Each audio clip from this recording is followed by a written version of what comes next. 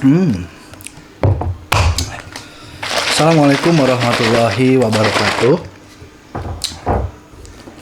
Berjumpa kembali dengan saya Kusuma Said di channel Sukma Lanang Sajati.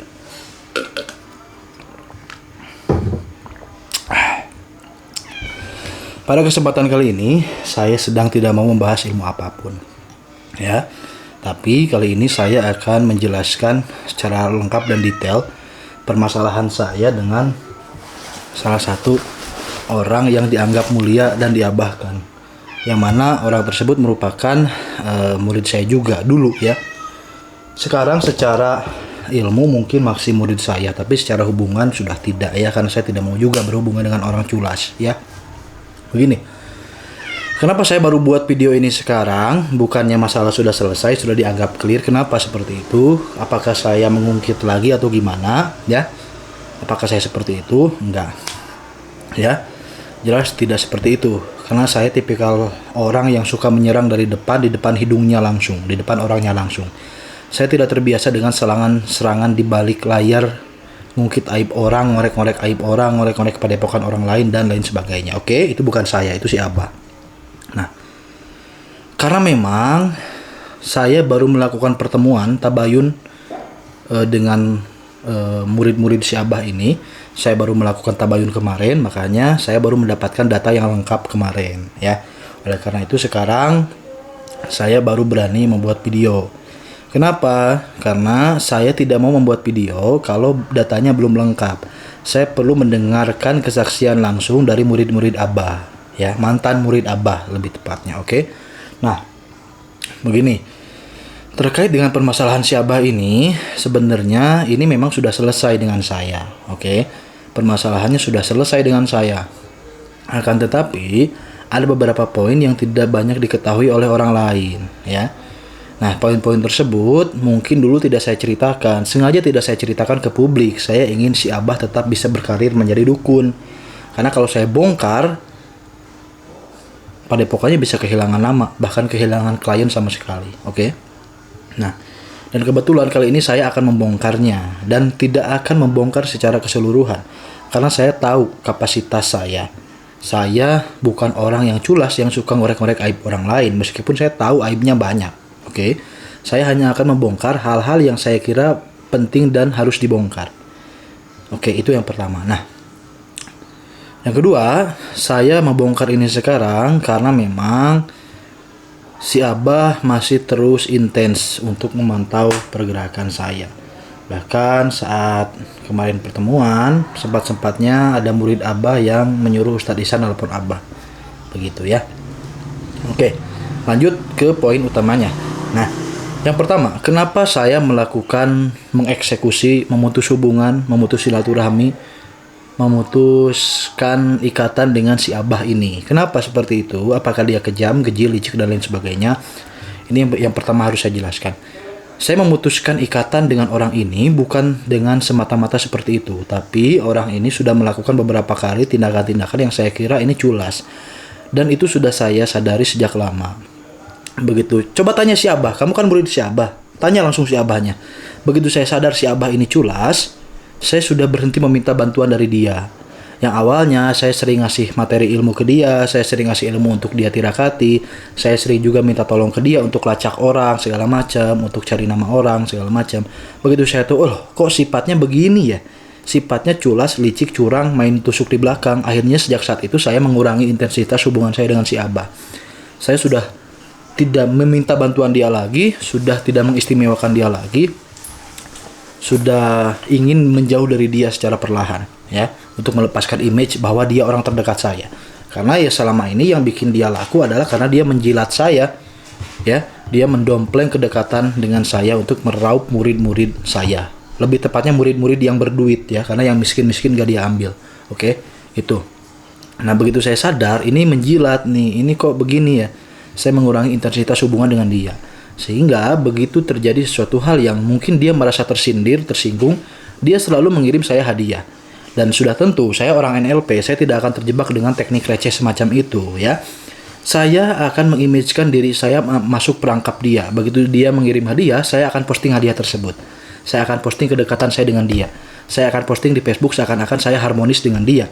Saya posting foto hadiahnya lalu tag dia. Itu bukan berarti saya dekat ya. Karena memang saya ingin tetap menjaga pikiran dia agar dia merasa saya terjebak dan terperangkap dalam bujuk rayunya. Ya, jadi meskipun saya memusuhi dia perlahan-lahan, tapi saya tetap mengimagekan diri saya tetapi saya mengimagekan diri saya masuk dalam perangkap dia. Begitu. Perangkap buayan hadiah begitulah ya. Itu. Nah, setelah saya menyadari orang ini agak culas, lebih tepatnya pada event IMA, di situ saya mulai sadar keculasan dia. Dia mengirim foto tiket penerbangan seharga 5 juta. Padahal saya bukan orang goblok. Saya tahu dari Pontianak ke Bandung tidak 5 juta. Yang dia fotokan itu tiket kelas bisnis, anjing. Lu kira gue bodoh apa? Yang dia fotokan tiket kelas bisnis dan sudah tentu dia tidak mungkin pakai kelas bisnis, ya. Dia hanya foto tiket yang mahal biar saya tersanjung dengan pengorbanan dia. Padahal tiket Pontianak ke Bandung bukan segitu, ya. Sehingga ini apa? Sehingga dia mengimagekan bahwa dia harus mengeluarkan banyak uang untuk sekedar datang ke Bandung, ya. Tujuannya pasti agar saya merasa hutang balas budi dan lain sebagainya. Dan ingat, lagi-lagi saya tetap masuk dalam jebakannya.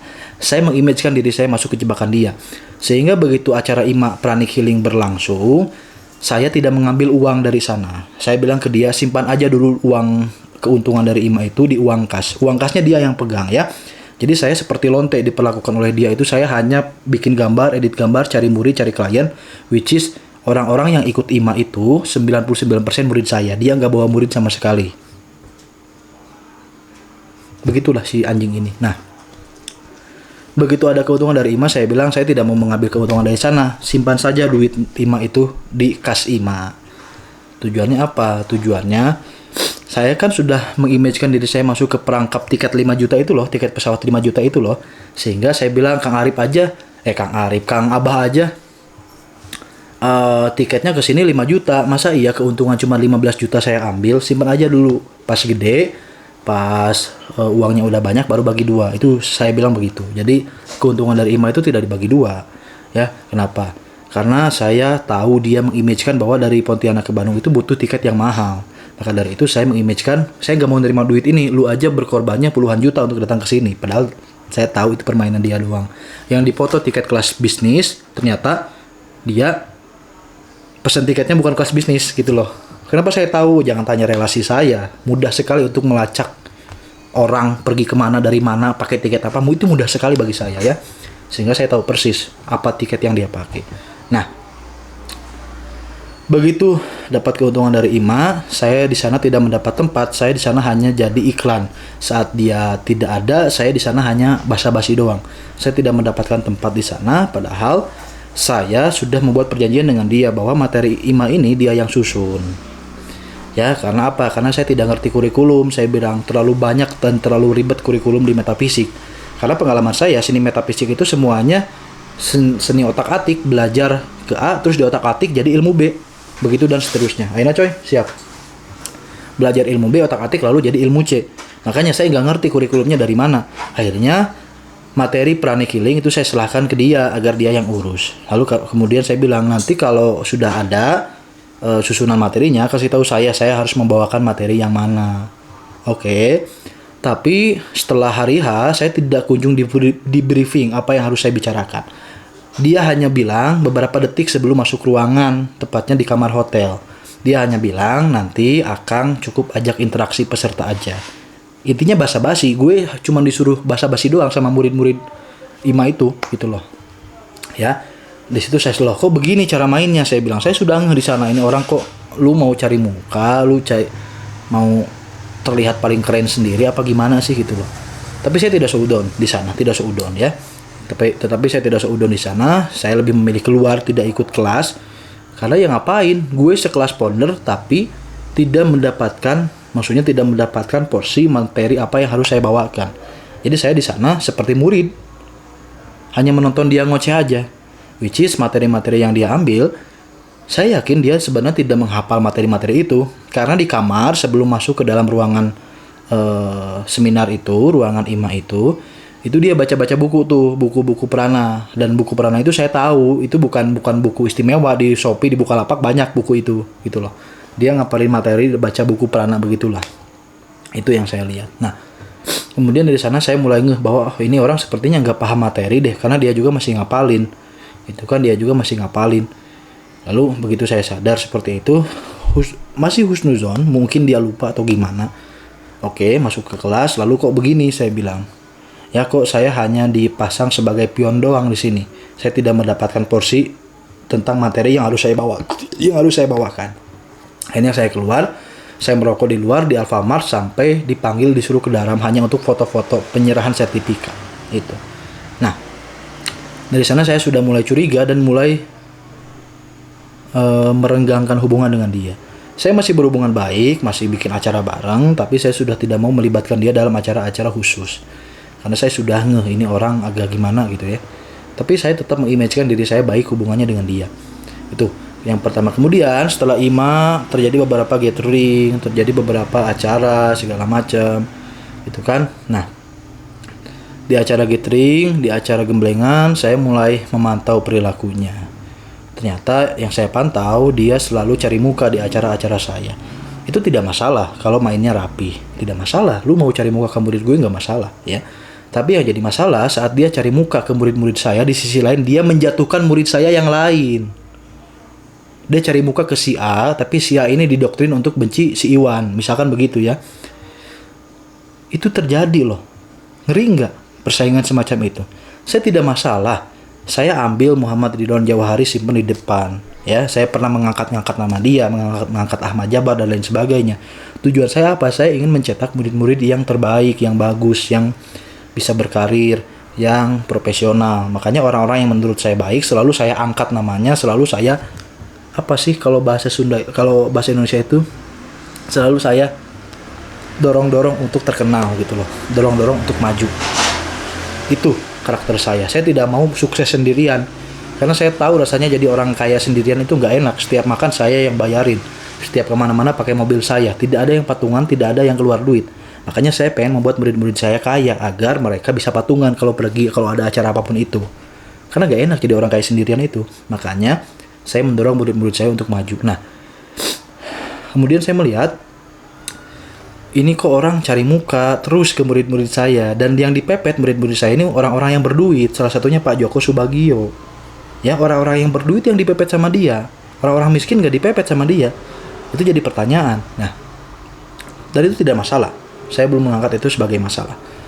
Nah, kemudian setelah dia mepet murid-murid saya, puncaknya acara gemblengan kemarin.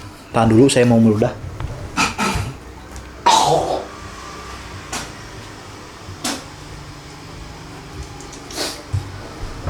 Puncaknya adalah Gemblengan Akbar 2023. Di Gemblengan Akbar 2023 itu Mas Himawan naik ke atas. Saya lagi meditasi di atas ya. Naik ke atas, kemudian Mas Himawan ini menjadi comblang antara Mbak Titik dengan Muhammad Ridwan Jauhari. Dicomblangin, Mas Himawan itu respect dan mendukung hubungan mereka berdua. Karena yang satu janda, yang satu bujang, belum menikah. Jadi cocok banget nih kalau mereka berdua menikah. Mas Himawan ini jadi mak comblangnya, jadi biro jodohnya antara Muhammad Ridwan Jauhari, salah satu murid saya, dan Mbak Titik. Nah, masalah itu terjadi saat acara gemblengan berakhir. Ya. Begitu acara gemblengan berakhir, ya, ada satu hal modus yang basi banget modus ini. Mbak Titik itu wanita dan dia janda. Dia baru pertama kali bertemu dengan kita semua. Dia baru pertama kali datang ke Bandung dan bertemu dengan saya, dengan si Abah Anjing ini, si Ceng Jawahri dan lain sebagainya. Baru pertama kali dia bertemu dengan circle-circle ilmu hikmah, ya. Dan keanehan terjadi saat itu, begitu acara gemblengan selesai, biasanya pada nginep, tapi kelompok dia dalam tanda kutip pulang duluan. Dan itu tidak masalah karena kelompok dia cowok semua ya. Yang jadi masalah saat segudang cowok-cowok ini ngajak Mbak Titik yang notabene wanita untuk pulang bareng. Logis nggak? Logis nggak coba? Logis atau tidak? Ada cewek nih diajak pulang bareng sama sekelompok cowok. Itu berisi 5 atau lebih cowok lah. Itu diajak pulang bareng loh. Gemblengan selesai, diajak pulang bareng, naik mobil bareng. Ceweknya sendirian. Which is Mbak Titik logikanya masih jalan, logikanya masih waras. Dia tidak mungkin mau dibawa sama gerombolan cowok begitu, sementara ceweknya cuma dia sendiri. Akhirnya Mbak Titik menolak. Mbak Titik menolak mengajak untuk ajakan pulang bareng dari si Abah ini, karena dia sadar, loh kok Nah gitulah, tahulah otaknya kemana, tahulah. Dia sadar begitu, loh kok ngajak bareng gitu loh. Akhirnya Mbak Titik memilih nginap di Pila sampai besok pagi. Nah besok pagi beliau si Mbak Titik ini pulang bareng dengan Muhammad Ridwan Jawahari dan saya. Dan ingat, dia pulang bareng tidak ke tempat saya. Dia hanya ikut ke bawah doang. Sampai ke jalan raya. Dari jalan raya dia pesen Grab, sama Ridwan pakai motor ke rumah saya. Saya bilang jangan bawa cewek ke rumah, ya. Kalau mau suruh dia nginap di hotel, suruh dia istirahat sendirian di hotel, jangan dibawa balik ke rumah. Akhirnya Mbak Titik ini nginaplah di hotel sendirian, tidak sama Ridwan Jauhari. Dia nginap di hotel sendirian. Nah, karena dia tidak mau langsung pulang, dia ingin jalan-jalan dan cari oleh-oleh.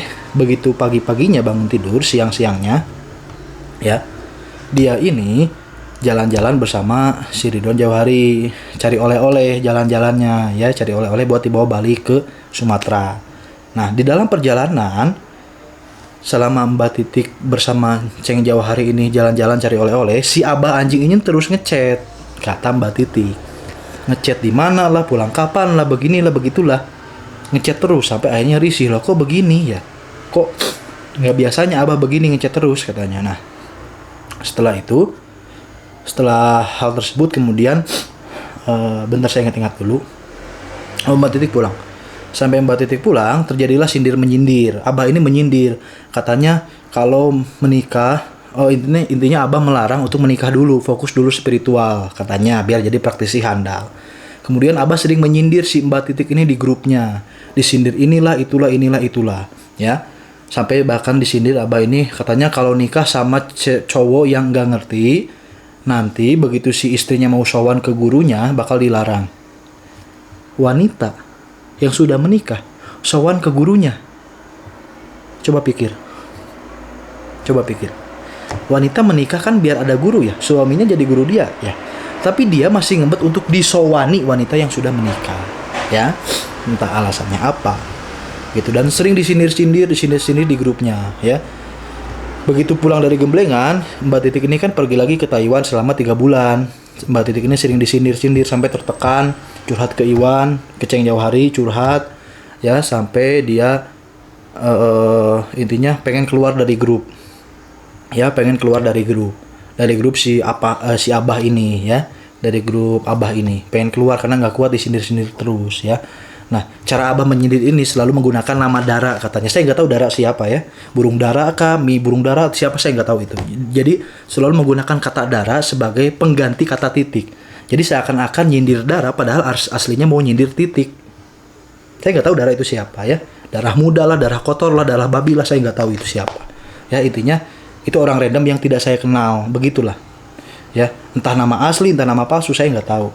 Nah, karena merasa tersindir, si Mbak Titik ini pengen keluar dari grup dia. Nah, pengen keluar, saya bilang, akhirnya gimana nih baiknya? Mbak Titik ini curhat ke Iwan curhat ke saya. Iwan itu Ceng Jauhari, ya, Muhammad Ridwan Jauhari, saya panggilnya Iwan. Nah, curhat ke saya, akhirnya kita melakukan hubungan 3 arah, video call. Saya tidak memvideo call Mbak Titik karena saya tahu adab, ya. Saya tahu cara main laki-laki, gitu loh. Makanya tidak etis kalau saya memvideo call si wanita Mbak Titik itu. Akhirnya saya minta Ridwan video call di sini, saya bilang. Biar video call saya dan Mbak Titik disaksikan langsung oleh si Ceng Jauhari ini, ya. Si Ceng Jauhari, biar disaksikan oleh Ceng Jauhari, gitu loh. Jadi si Ceng Jauhari menjadi saksi apa yang saya ucapkan dan apa yang Mbak Titik ucapkan. Akhirnya saya bilang ke Mbak Titik bahwa Mbak jangan dulu keluar grup, ya, jangan dulu keluar grup. Saya tahu kok orang ini begini, saya tahu karakternya, saya tahu tabiatnya, saya sudah berhubungan, berkomunikasi lama dengan dia, saya tahu persis kelakuan dia bagaimana. Jadi saya bilang tetap stay di grup biar nggak panas, grupnya di mute aja, jangan diperhatikan, ya. Tetap stay di grup biar Mbak Titik bisa mantau pergerakan di grup itu bagaimana, oke? Nah, hingga akhirnya apa? Hingga akhirnya saya ada salah satu orang SLS yang membocorkan informasi ke dia. Ya, orang SLS itu bernama Aris Sukma Mahiwal, ya. Nah, Aris Sukma Mahiwal ini diimagekan orang dalam oleh kelompok si anjing Abah. Nah, si anjing Abah ini menjadikan Aris Mahiwal sebagai target untuk melucuti informasi. Ya, maksudnya dia pengen tahu update apa yang terjadi di dalam SLS. lewat Aris Mahiwal. Bukan hanya Aris Mahiwal, ada Ustadz Ihsan juga yang selalu dijadikan intel oleh dia. Setiap Ustadz Ihsan datang ke sini, dia selalu nanya, bagaimana kabarnya di Mabes, ada apa, ada kegiatan apa, ada informasi apa, segala macam. Intinya nanya begitulah ya. Disclaimer, saya sebut semua namanya secara jelas, clear, dan detail, biar Anda bisa langsung tanya ke orangnya. Ya, biar Anda bisa langsung tanya ke orangnya. Oke? Kan nanti Abah selalu pakai image, fitnah lah, gibah lah, suudon malah petaka lah, gundulmu malah petaka. Ya, nah, Aris Sukma Mahiwal itu dijadikan alat untuk mendapatkan informasi dari SLS. Nah, hingga akhirnya suatu kejadian terjadi di mana Ridwan ditangkap polisi karena kasus tertentu. Saya tidak bilang ke dia kasusnya apa, karena ini aib yang harus dijaga. Aib yang harus dijaga oleh guru. Guru yang membocorkan aib muridnya itu setan. Itu setan, ya.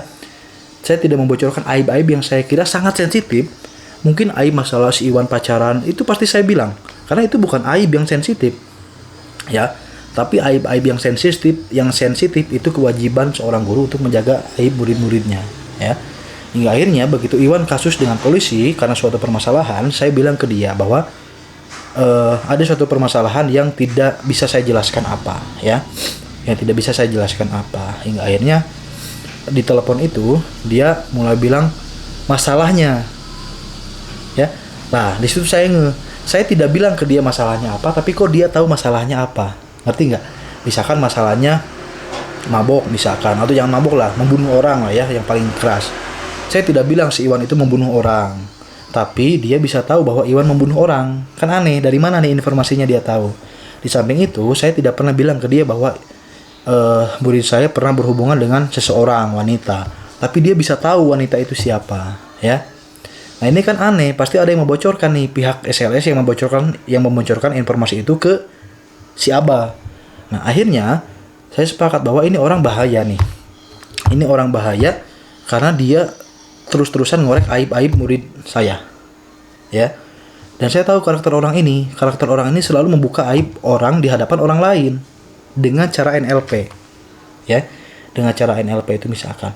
Biasanya guru yang masih muda itu dia belum konsisten di dalam ilmu hikmah, pasti sering belok kiri belok kanan.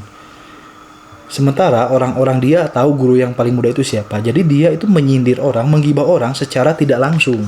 Tapi murid-muridnya dia sedang ngomongkan siapa. Nah, dia sering main seperti itu. Makanya saya bilang, ini bahaya nih. Ya, karena saya juga punya masalah-masalah pribadi ya yang saya curhatkan ke dia. Betapa anjingnya coba kalau ada masalah orang lain yang bocor ke dia. Dan dia bilang masalah aib itu dikeluar-keluar kemana-mana. Berarti aib saya juga begitu dong, dikeluar-keluar kemana-mana ya. Dan sekali lagi, agar dia tidak memfitnah segala macam, saya hanya menceritakan aib saya soal menikah ya. Maksudnya soal menikah itu, saya minta solusi ke dia, apa yang harus saya lakukan sebelum saya menikah. Tidak lebih dari itu. Saya tidak pernah curhat aneh-aneh ke dia. Jadi kalau dia ngomong aneh-aneh soal saya, itu dipastikan bohong. Karena saya hanya curhat soal asmara ke dia. Tidak lebih dari itu. Oke? Nah, begitu orang ini, si Abah ini tahu berbagai macam aib SLS, saya bingung dong, ini tahu dari siapa? Ya, ini tahu dari siapa? Hingga akhirnya, saya harus mengimagekan nih, agar gimana caranya si Abah ini bisa terjebak. Ya, akhirnya saat itu, kita ini sedang mendirikan acara Neosama. Bukan acara Neosama nih, kita membuat acara meditasi, dan di acara meditasi itu kita minum suplemen ya. Ternyata suplemen yang kita minum itu ramuan herbal yang kita minum itu salah. Ramuan herbal yang kita minum itu salah. Jadi kita cari satu jenis tumbuhan, misalkan jenis tumbuhannya A. Nah, ternyata yang kita ambil itu tumbuhan B. Bentuknya mirip dengan tumbuhan A, tapi yang kita ambil tumbuhan B. Begitu tumbuhan B itu dimakan, saya Panji, Aji Lanjelani, Ceng Jauhari, Yopi itu keracunan, hampir mati keracunannya, ya, keracunan hampir mati, ya, itu benar-benar hampir mati, sudah sekarat ya, hampir mati dan sekarat, ya, hingga akhirnya atas izin Allah sembuh dengan suatu ilmu, tidak akan saya sebut ilmunya apa, sembuh dengan suatu ilmu lah intinya. Begitu sembuh dengan suatu ilmu, ya, akhirnya saya pulang ke rumah. Murid-murid saya semuanya pulang ke rumah masing-masing. Malamnya itu kan malam minggu ya, malam minggu kejadian keracunan. Minggu pagi pulang, saya belum tidur tuh, satu hari saya belum tidur. Minggu pagi pulang, dan minggu malam murid-murid saya pulang. Nah pas minggu malam murid-murid saya pulang, Alwi dan Yopi kena dibegal. Akhirnya saya nyusul ke sana, ya, nganter mereka berobat segala macam. Di situ kan saya muak dalam artian saya kesel gitu loh. Saya capek 2 hari, saya nggak tidur 2 hari gara-gara murid saya. Dan saya ingat bahwa penyebab ini semua terjadi adalah si Cheng Jauhari yang salah mengambil tumbuhan. Akhirnya keracunan. Sehingga di situ saya bilang ke grup bahwa saya keluar di grup saya, intinya ya saya bilang ini ada orang sial yang membuat kita seperti ini. Hati-hati ya, sesial apapun Anda, seberdosa apapun Anda, jangan pernah melakukan dosa ini. Saya list dosanya di situ ya. Nah, maksudnya apa? Maksudnya saya mengirim pesan bahwa ada dosa-dosa yang kalau dilakukan itu membuat kita sial bersama. Nah, si Abah ini ngehnya saya berbicara seperti itu ke si Cheng Jauhari. Abah ngeh bahwa saya sedang mengkanter Cheng Jauhari. Padahal di situ saya tidak membenci Cheng Jauhari. Saya hanya kesel gara-gara ada seseorang yang melakukan sebuah dosa, kita semua yang sial. Saya hanya kesel gitu loh, tidak memusuhi Cheng Jauhari. Nah, begitu saya keluar di grup, Abah mikirnya, si Abah ini mikirnya saya memusuhi Cheng Jauhari. Sehingga setelah saya keluar, Abah makin berani. Si Abah ini makin berani menyindir ya, lebih tepatnya menyindir karena dia tidak nyebut nama. Menyindir buaya buntung lah, laki-laki itu adalah tulang punggung, boten tulang tulung.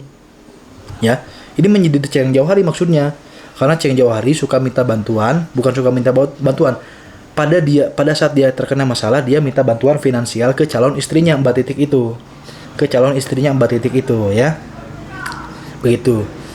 Nah, menyindir si Cheng Jauhari, nyebut boten tulang laki-laki itu tulang punggung bukan tulang tulung katanya. Itu nyindir Iwan yang meminta bantuan kepada Mbak Titik. Terus menyebut si Cheng Jauhari secara tidak langsung, menyebut Cheng Jauhari sebagai buaya buntung lah, ahli gombal lah, segala macam lah, dan seterusnya. Yang disindir bukan hanya si Cheng Jauhari, tapi bersama istrinya. Istrinya juga kena sindir si Abah ini.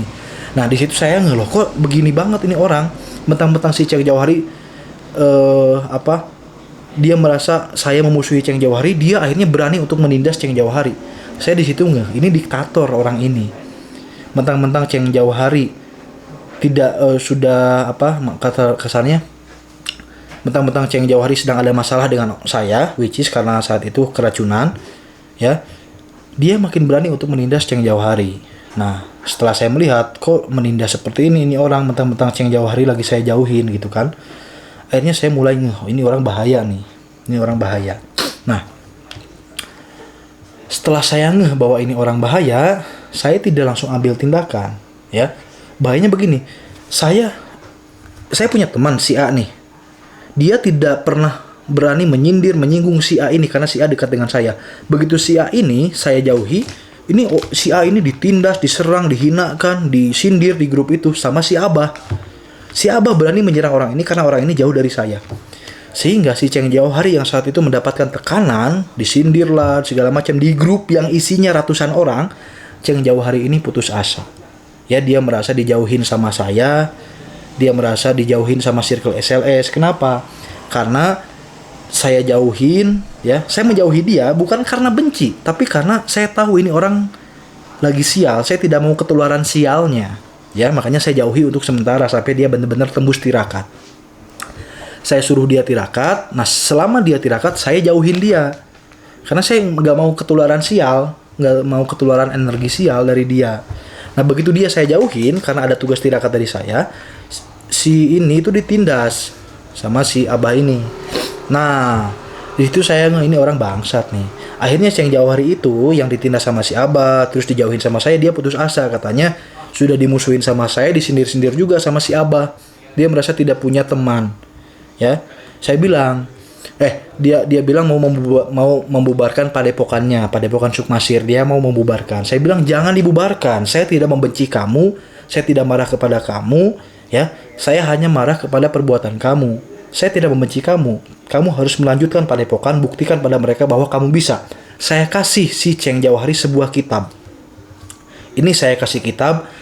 kamu amalkan ilmu yang ada di dalam kitab ini. Kalau sudah diamalkan, sudah terasa, baru kamu ajarkan kepada orang lain. Saya kasih kitab untuk bahan agar padepokannya bisa lanjut, ya, bisa terus lanjut, tidak bubar. Nah, saya sudah biasa dengan Cheng Jauhari, tapi saya mengimagekan bahwa saya masih bermusuhan dengan Cheng Jauhari, ya. Saya image-nya begitu. Gitu loh. Nah, setelah itu saya bilang ke si Abah ini, ya, karena saat itu Cheng Jauhari mau menikah dengan si Mbak Titik, kan, mau menikah. Nah, karena pertemuan Cheng Jauhari dan Mbak Titik ini terlalu cepat, masa baru ketemu 3 bulan sudah mau menikah? Itu kan pikiran saya. Saya komunikasi dengan si Abah. Maksud saya begini, Abah tolong kasih tahu si Abah ini nih, agar mengasih tahu Mbak Titik. Mbak Titik kan muridnya si Abah. Ya, saya kirim screenshot, ya. Saya kirim screenshot status Mbak Titik kepada si Abah. Tujuannya apa? Tujuannya agar si Abah memberitahu Mbak Titik agar berpikir matang-matang, jangan gegabah, karena keduanya masih labil, ketemunya baru sebentar. Tujuan saya bilang seperti itu agar apa?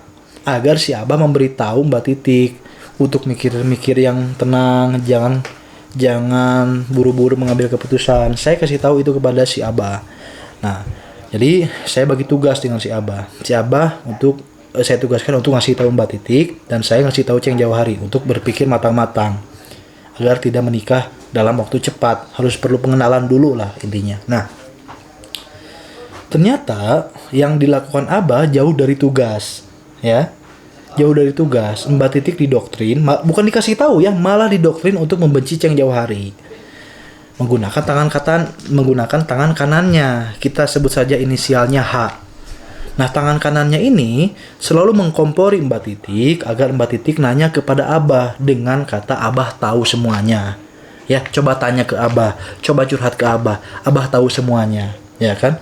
Mbak Titik yang mendapatkan perkataan seperti itu, dia otomatis ngeh dong, loh kok ini kayak memojokkan calon suami dia. Ya.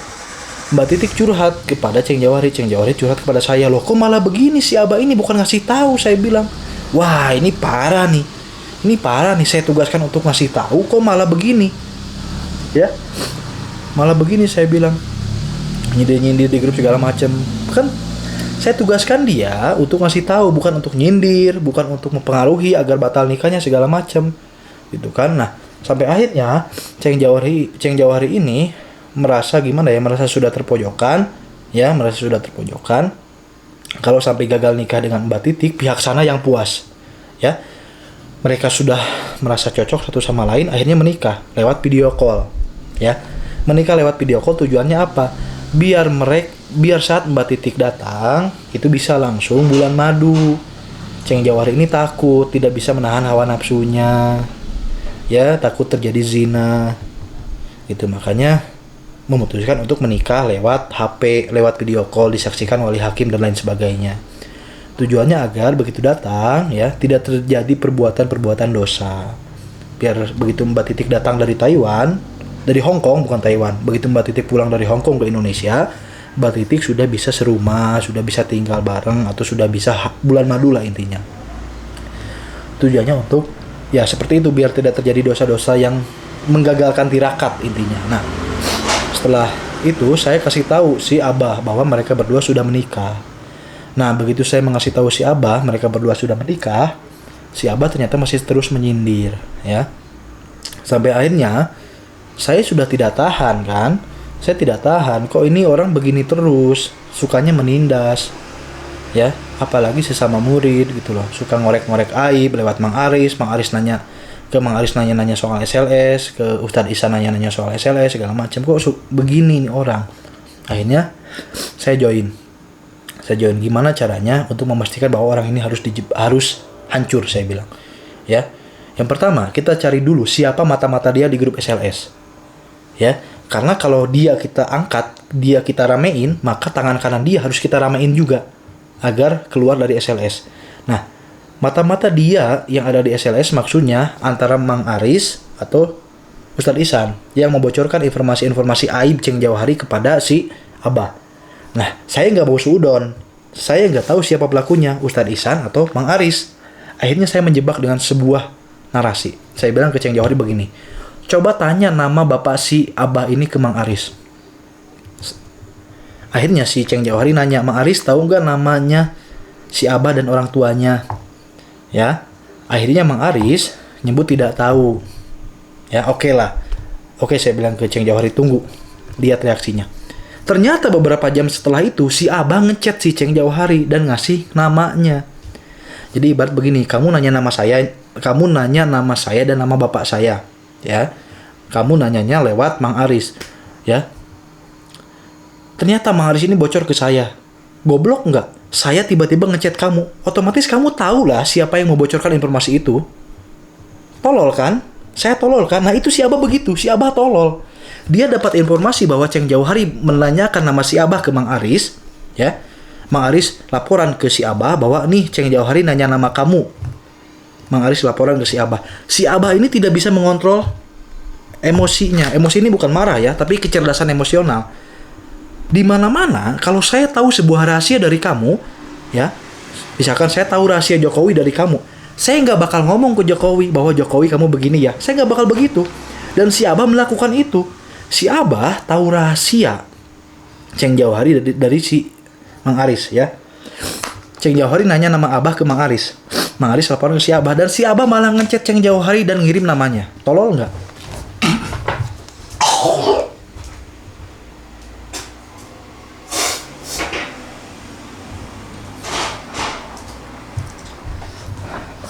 Si Abah ini dapat informasi dari Mang Aris bahwa Ceng Jauhari menanyakan nama dirinya.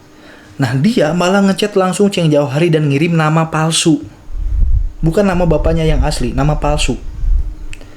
Di situ Ceng Jauhari langsung WhatsApp saya. Ini katanya si Abah ngechat saya. Nah kan saya bilang ketahuan. Berarti yang membocorkan rahasia kamu adalah Mang Aris. Karena buktinya kamu chat nama si Abah. Kamu chat ke Mang Aris nanya nama si Abah, tembus ke si Abah. Dan si Abahnya tolol, gak bisa ngekip rahasia. Dia gak bisa menjaga rahasia. Malah ngomong ke si Ceng Jauhari, nih nama saya. Ibarat kamu nanya nama saya ke Mang Aris nih. Mang Aris laporan ke saya. Saya tiba-tiba mendatangi kamu dan menyebut, nih nama saya dan nama bapak saya. Loh, kamu kan kaget. Loh kok si Kusuma saya bisa tahu saya nanya nama dia. Itu artinya apa? Itu artinya ada seseorang yang membocorkan kepada saya. Siapa yang membocorkan itu? Mang Aris. Nah, dari situ kita tahu bahwa Mang Aris yang membocorkan informasi Ceng Jauhari bahwa Mang Aris yang membocorkan informasi Ceng Jauhari ke si Abah. Karena buktinya Ceng Jauhari nanya soal nama si Abah ini ke Mang Aris saja. Si Abahnya ngechat langsung ke si Ceng Jauhari. Itu artinya Abah tahu bahwa Ceng Jauhari sedang mencari nama dia dan nama bapaknya. Dia langsung chat ke Ceng Jauhari. Si Abah ini langsung ngechat ke Ceng Jauhari. Otomatis kita ngeh lah. Kita waras. Dengan demikian kita tahu bahwa yang membocorkannya adalah Mang Aris. Karena Ceng Jauhari hanya nanya nama dia ke Mang Aris. Begitu Ceng Jauhari tahu bahwa si Abah ini tahu bahwa dia bertanya soal namanya si Abah, kan gak mungkin nuduh yang lain, pasti ke Mang Aris. Karena Ceng Jauhari hanya bertanya ke Mang Aris. Ada 3 pihak, ini nanya ke sini, ini bilang ke sini, tiba-tiba si ini langsung ngomong ke ini. Lah, ini pasti ngeh lah.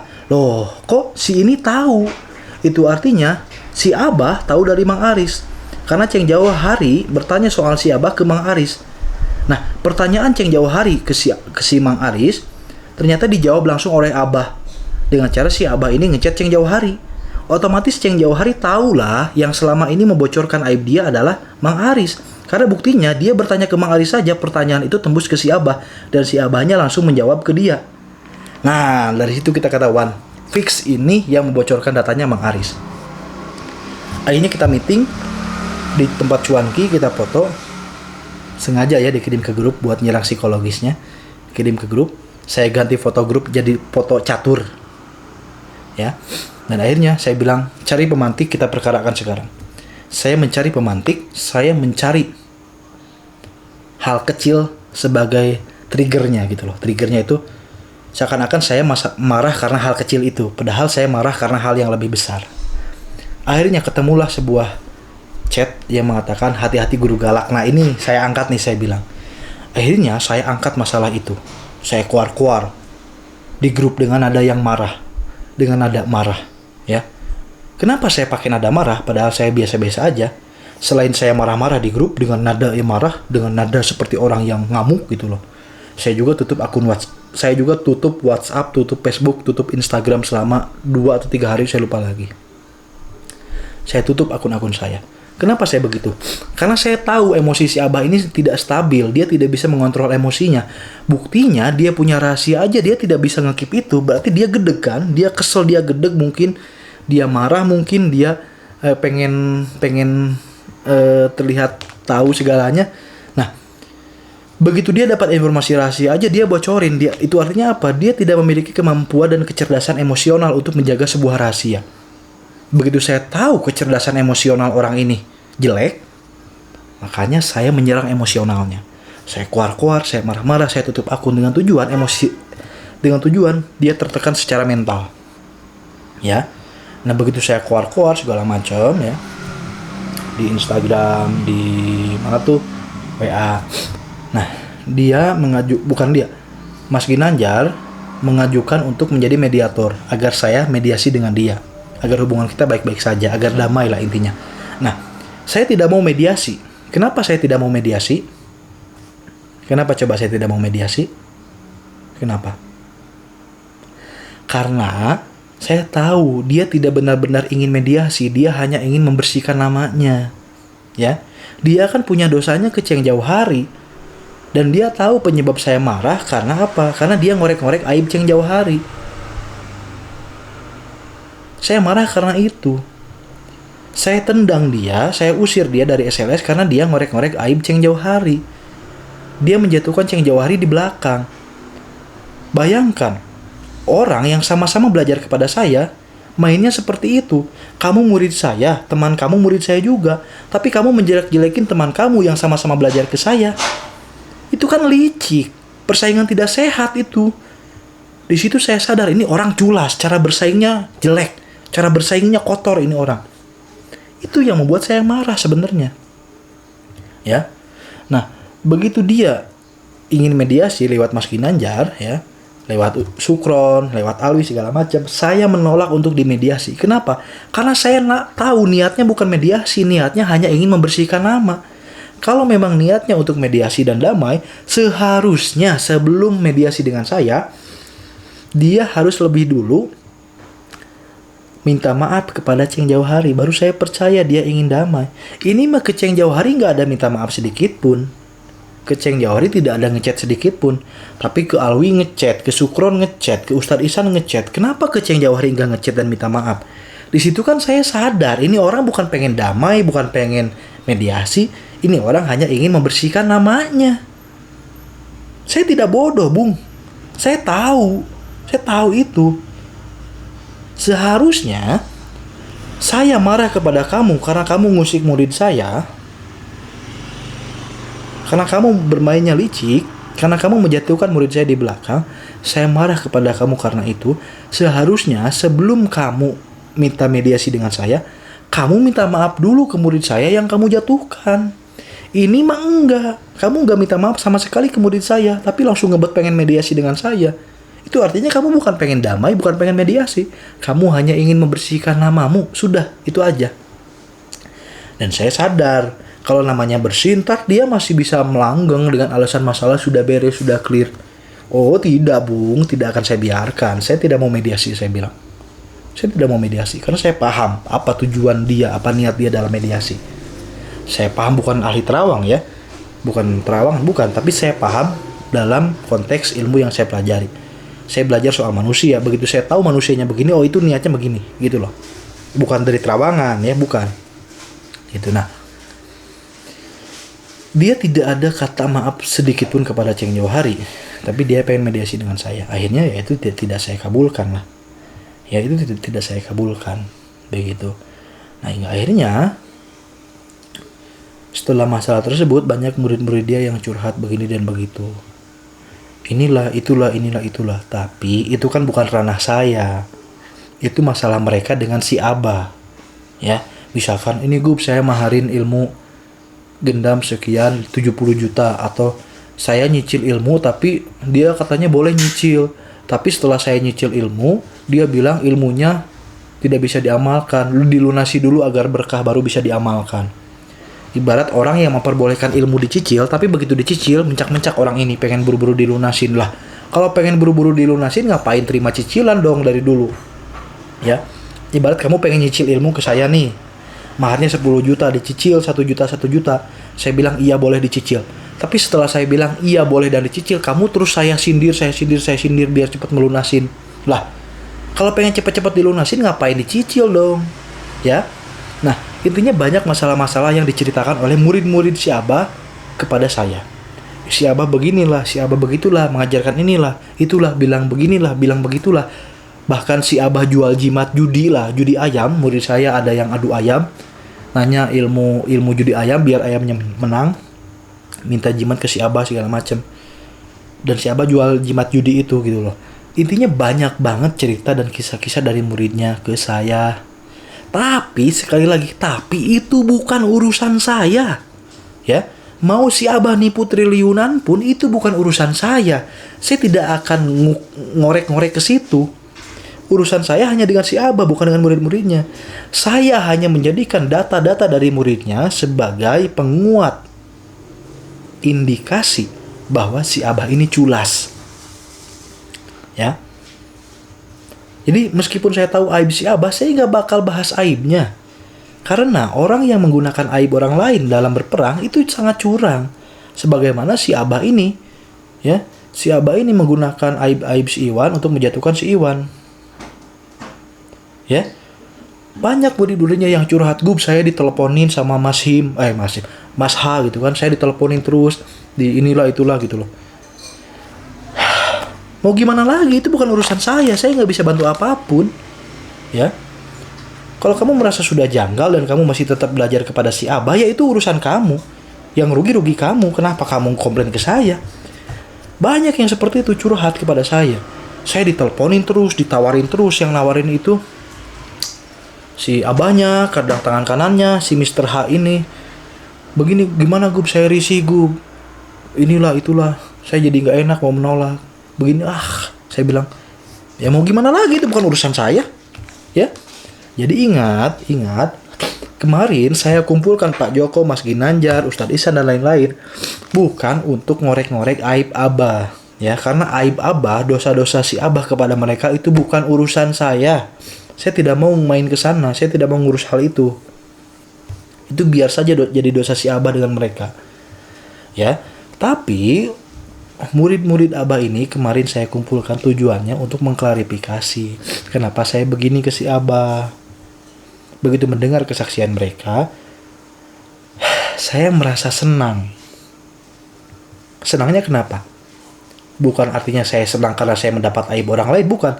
Tapi saya merasa senang, saya merasa bersyukur karena saya mengambil keputusan yang tepat untuk menendang orang ini. Karena orang ini sangat berbahaya. Manipulator handal. Di depan A, di belakang B. Di sini B, di sana C. Bahkan, paling ngeri, Abah ini pernah menjual ilmu gendam kepada Mas Yuswandi. Mas Yuswandi bilang bahwa si Abah berkata pada dirinya bahwa dengan ilmu gendam ini Kusuma Said aja terkena gendam. Maksudnya, saya terkena gendam sama dia, makanya saya baik kepada dia. Itu dijadikan alat untuk menjual ilmu gendam yang dia miliki. Ya, Kusuma Said aja terkena kok sama gendam ini. Intinya begitulah, saya kalimatnya lupa lagi kalimatnya bagaimana. Cuman yang saya tangkap poinnya adalah dia mengklaim bahwa ilmu gendam yang dia punya itu bahkan bisa menggendam Kusuma Said. Buktinya Kusuma Said mengistimewakan saya, baik kepada saya, loyal kepada saya, dan lain sebagainya. Kalau saya terkena gendam, kamu gak bakal saya tendang, kamu gak bakal saya perkarakan. Penyebab saya baik kepada kamu bukan karena saya terkena gendam, tapi profesi kamu membahayakan harta saya. Ya, profesi kamu mencelakai saya. Profesi kamu membahayakan uang-uang yang saya miliki. Makanya saya baik kepada kamu. Kamu orang NLP, saya orang NLP. Saya tahu cara mainmu. Ya, sehingga saya tetap mengimagekan bahwa saya baik kepadamu. Dan kenapa saya baik dan memprioritaskan kamu dibanding murid-murid saya yang lain? Karena saya melihat kamu itu orang baik. kamu profesional. Saya pikir kamu gak jahat soal duit karena kamu sudah punya pekerjaan yang gajinya lumayan. Tapi ternyata pikiran saya salah. Ternyata kamu masih haus duit, masih suka mepet orang. Begitu saya sadar kamu suka mepet orang, di Gemblengan Akbar 2023, kamu saya simpan di belakang. Karena saya sudah tidak mau mengangkat kamu. Begitu tahu kamu begini dan begitu, saya tidak mau lagi mengangkat kamu. Saya lebih mengedepankan si Ceng Jauhari, si Panji, Bang Aris, dan lain sebagainya. Karena saya sadar, orang yang saya kira selama ini baik ternyata begitu. Suka membocorkan aib orang lain. Yang bikin saya kaget begitu aib Iwan dibocorkan, saya sempat berpikir, mungkin aja aib-aib saya, masalah-masalah hidup saya yang sempat saya sharing ke dia, mungkin aja itu dibocorkan. Dan ingat, masalah hidup saya hanya soal asmara. Ya, saya hanya curhat ke dia soal asmara. Selebihnya saya tidak pernah curhat apapun. Jadi kalau dia ngomong tahu soal saya, tahu duit saya dari mana, tahu pekerjaan saya apa, itu bullshit semua. Karena saya hanya curhat ke dia soal masalah asmara. Gila aja gue curhat yang lain kepada orang-orang itu.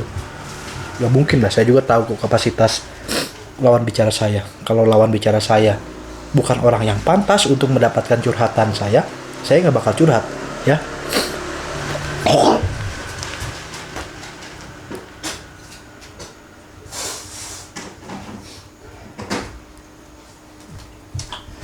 Nah, saya curhat soal asmara ke dia karena dia mantannya banyak. Dia pacarnya banyak. Dia sendiri yang cerita. Ini di jalan ini mantan saya, punya mantan di sini. Maju lagi di depannya. Nah, ini ada mantan juga di sini. Maju lagi. Oh, ini ada mantan di sini. Jadi kan saya berpikir ini orang pengalaman asmaranya jauh. Makanya saya curhat soal asmara ke dia. Begitu. Nah, begitu dia membocorkan aib Ceng Jauhari, saya berpikir bahwa jangan-jangan curhatan saya soal asmara waktu itu dibocorkan juga. Jangan-jangan, saya nggak tahu ya, dia membocorkan atau tidak. Ya, jadi begitu. Videonya sudah hampir sejam. Nah, jadi begitu ya. Masalah kamu habis duit banyak belajar di si Abah, dipepet sama si Abah, diteleponin, ditawarin ilmu segala macem, tawarin pusaka segala macem, itu bukan urusan saya, itu urusan kamu sama si Abah. Gak usah komplain ke saya. Urusan saya sama si Abah adalah karena sifat culas dia, sifat dia yang sangat tidak baik lah untuk berteman, ya. Sifat-sifat seperti itu yang bisa merusak circle pertemanan. Sifat-sifat seperti itu yang sangat harus dijauhi dalam sebuah kelompok. Ngorek-ngorek aib lah, nusuk di belakang lah, segala macem lah, pengen terang sendiri lah segala macam. Enggak lah, ya. Jangan seperti itu, ya. Jangan seperti itu. Gak usah lah. Gak usah juga ngebet dimuliakan orang, gak usah juga ngebet pengen dihormatin, gak usah. Ngapain sih? Apa istimewanya sih? Kamu apa istimewanya sih? Ya. Saya pernah merasakan seperti itu, pengen dihormatin orang. Tapi begitu saya sadar bahwa saya ini sebenarnya banyak dosa. Ya, sholat saya masih bolong-bolong. Saya tirakatnya masih bolong-bolong, riadohnya masih bolong-bolong. Saya nggak pantas untuk dihormatin orang. Akhirnya dalam acara apapun saya selalu berpenampilan biasa aja, pakai topi, pakai jaket. Saya nggak mau pakai sorban, pakai apalah, celak-celak segala macam, pakai celak lah, pakai shawl. Enggak lah, saya nggak mau seperti itu. Saya nggak mau terlalu mengagungkan diri saya dengan penampilan yang membuat orang terkesima. Biasa aja beginilah, ya. Karena saya sadar bahwa diri saya tidak pantas untuk seperti itu. Begitu. Nah, itu ya. Semoga dengan penjelasan di video ini Anda paham penyebab saya menendang si Abah. Bukan karena rebutan murid, bukan karena rebutan pasien, bukan, ya. Lihat aja. Begitu saya masalah sama dia, siapa yang pincang, saya atau dia? Ya. Setiap murid-murid yang bermasalah dengan saya, silakan Anda lihat. Apa yang bisa mereka lakukan tanpa saya dan apa yang bisa saya lakukan tanpa mereka. Apa yang mereka dapat tanpa saya dan apa yang saya dapat tanpa mereka.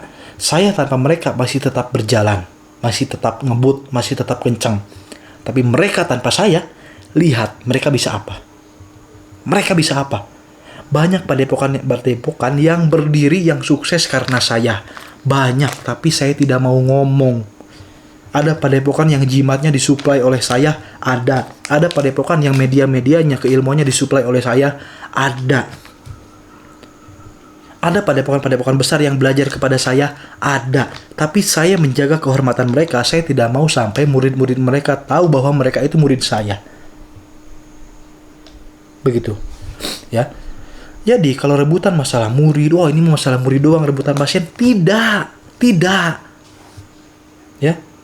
Justru mereka yang banyak ngambil untung dari saya. Makanya untuk melihat siapa yang rebutan pasien, siapa yang kekurangan pasien, lihat aja.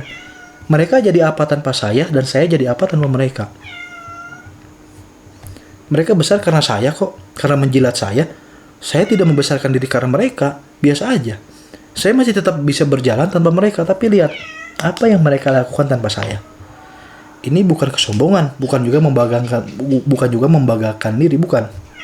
Tapi saya ingin memberitahu kepada Anda bahwa saya banyak musuh karena saya terlalu tegas. Saya tidak pernah mau mengambil toleransi atas sebuah kesalahan yang tidak bisa ditolerir. Kesalahan yang bersifat psikologis, bersifat, ya intinya beberapa poin kesalahan itu tidak bisa dimaafkan. Contohnya menusuk teman dari belakang, itu tidak akan saya maafkan. Andriana Alipin menusuk saya dari belakang. Saya masih menghargai kebaikan dia. Saya masih menghargai dia sebagai seorang teman. Dia pernah membantu saya. Saat saya menikah dia membantu saya. Dan lain sebagainya. Saya menghargai itu. Sehingga saya bilang kepada Andriana bahwa silakan kamu mendirikan padepokan, tapi jangan bawa-bawa saya lagi. Ya, saya kasih dia kesempatan untuk tetap melanjutkan padepokannya. Tapi kesempatan itu dia sia-siakan. Dia masih tetap membawa-bawa saya.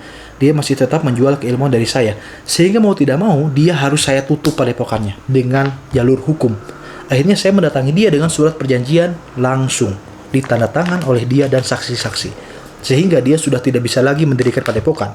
Kalau dia nekat mendirikan padepokan, dia akan didenda 750 juta. Dan saya sudah siapkan tim pengacara, tim hukum untuk mengurus itu. Ya. Jadi Andri pun yang menusuk saya dari belakang, saya masih memberikan dia kesempatan. Ya. Tapi karena kesalahan-kesalahan si Abah ini sudah terlalu ngeri bagi saya, ini tidak boleh ditoleransi. Ini harus ditendang, harus disikat, harus dieksekusi. Ya. Jadi penyebab saya banyak musuh bukan karena saya yang salah. Makanya saya bilang ke Anda bahwa kalau saya banyak musuh, lihat musuh saya jadi apa dan saya jadi apa. Apa yang bisa mereka lakukan tanpa saya, dan apa yang bisa saya lakukan tanpa mereka. Lihat aja itu. Ya, saya bergantung kepada mereka atau mereka bergantung kepada saya. Gitu ya.